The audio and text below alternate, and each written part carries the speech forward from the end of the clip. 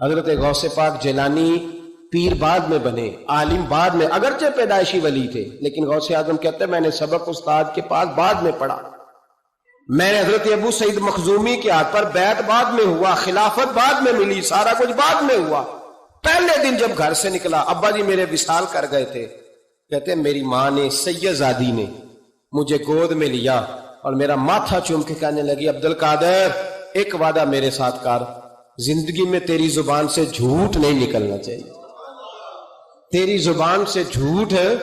اور غوث پاک فرماتے ہیں جب میری ماں میرے ساتھ یہ بات کر رہی تھی تو میری ماں رو رہی تھی، رو رہی تھی۔ کبھی رو کے بھی کسی نے نصیحت کی ہے بچوں کو؟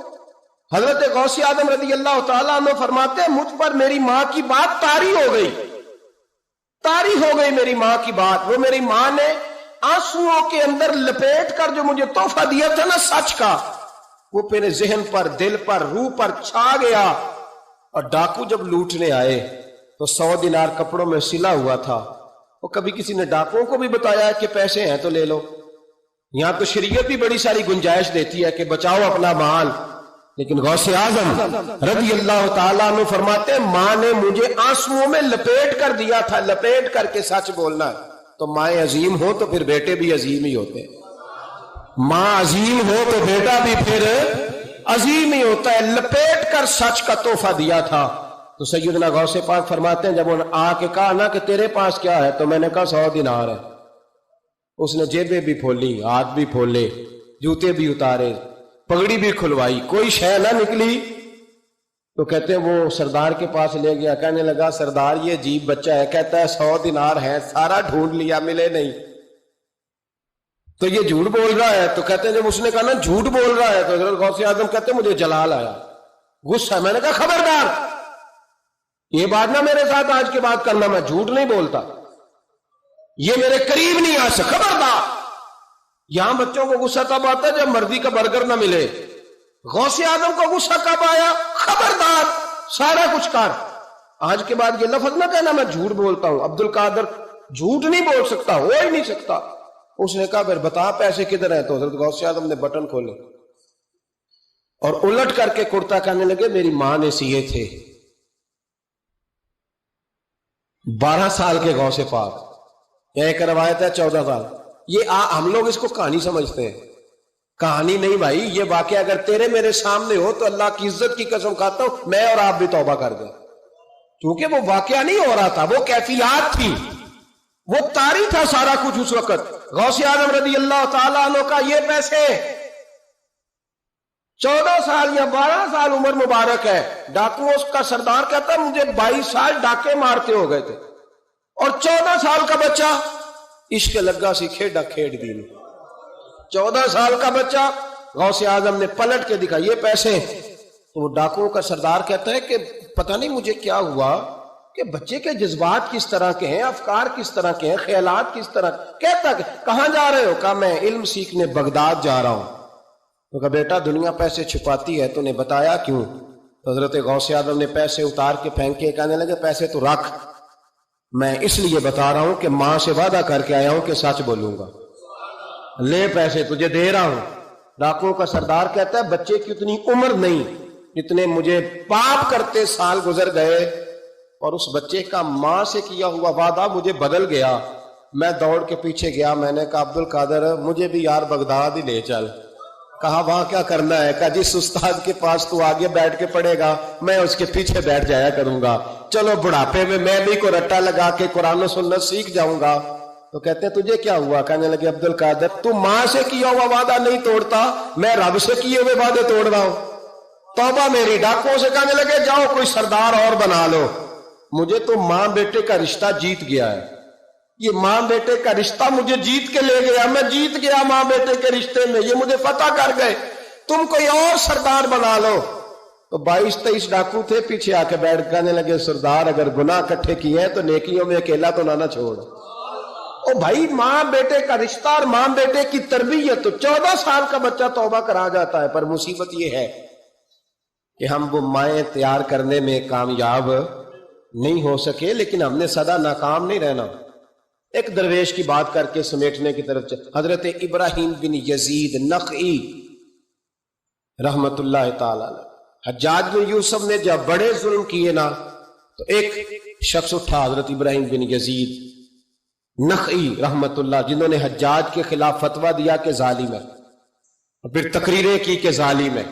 लोग समझते हैं कि उलमा की तकरीरों से क्या होता है, उलमा की तकरीरों से इनकलाब आ जाता है। आप यकीन करें, उलमा का कलम तलवार से ज्यादा काम कर दिखाता है। फतवा भी दिया, तकरीरें भी की, इस कदर ज्यादा उनके फतवे की नकलें तैयार करके बांटी गई कि हज्जाज परेशान हो गया। सिपाहियों कहने लगा गिरफ्तार करके लाओ इब्राहिम बिन यजीद नखी, जहां मिले गिरफ्तार करो। सिपाही गिरफ्तार करने गए। उलमा और मशाइख से जो लोग प्यार करते हैं ना, वो रूह की गहराइयों से प्यार करते हैं, जाने देते हैं अपने बुजुर्गों के नामों पर। लोग उनको उठा के ले गए, कहा बाबा जी हम हिफाजत करेंगे, दूर उनको कहीं छुपा दिया। फतवा उनका धड़ाधड़ चल रहा है, और भी कोई बात वो करता तो आप फतवा देते, वो छप जाता। वो छुप के अपनी ड्यूटी कर रहे हैं, और एक कोने में बैठे हैं मोर्चे में, फिर भी उनका जो निजाम है वो पूरा उरूज पे है। हज्जाज की कुर्सी कांप रही है। हज्जाज ने एक दिन बुलाया, कहने लगा जो सिपाही उनको गिरफ्तार करेगा ना, एक सिपाही को 1,500 दिनार दूंगा, उसको मकान दूंगा, जायदादें दूंगा, 1,500 मानना, उसको तनख्वाह मिलेगी सारी जिंदगी।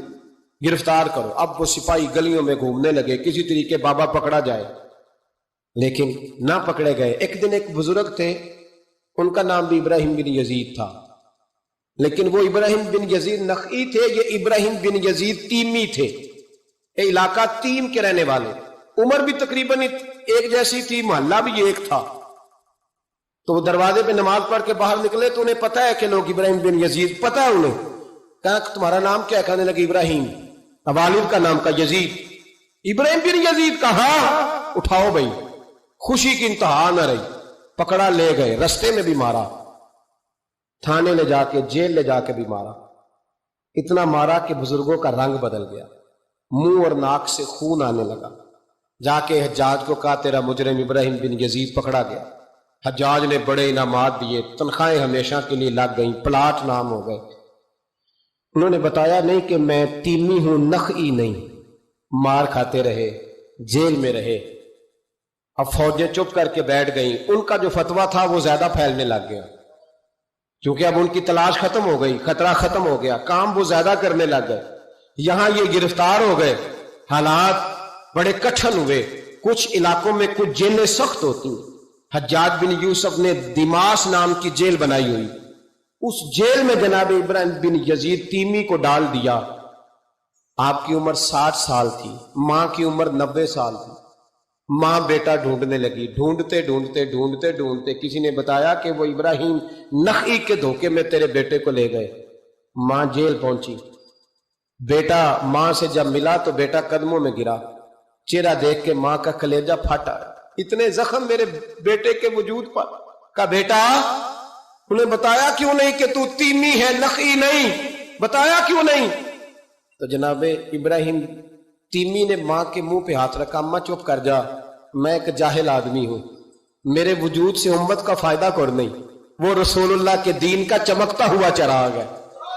अम्मा उनकी वजह से कितने सीने रोशन हैं, कितने दिलों में ईमान की ताजगी है, कितनी आंखों में रसूलुल्लाह की मोहब्बत का नूर है। अम्मा इब्राहिम बिन यजीद नखई की वजह से जालिम कांप रहे हैं, डर रहे हैं, और मजलूम उठते हैं कि हमारा भी कोई है नाम लेने वाला। अम्मा ना, मेरी वजह से अगर वो बच सकते हैं तो मैं कहीं जाने देने को तैयार हूं। मेहरबानी कर अम्मा, तूने नहीं कहना, तूने किसी को बताना नहीं। मां कहने लगी बेटा तू नबी पाक के दीन के गुलाम पर जान देने लगा? कहा हाँ। अम्मा कहने लगी फिर मैं किसी को बताऊंगी नहीं, बल्कि मैं तेरे हौसले की दुआ मांगूंगी।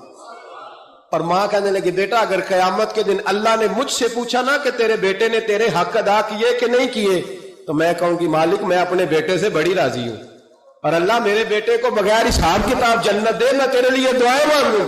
मां तसल्ली दे के बेटे को घर आ गई। हजरत इब्राहिम तीमी को इतना मारा कि 3 दिन के बाद जेल में शहीद हो गए।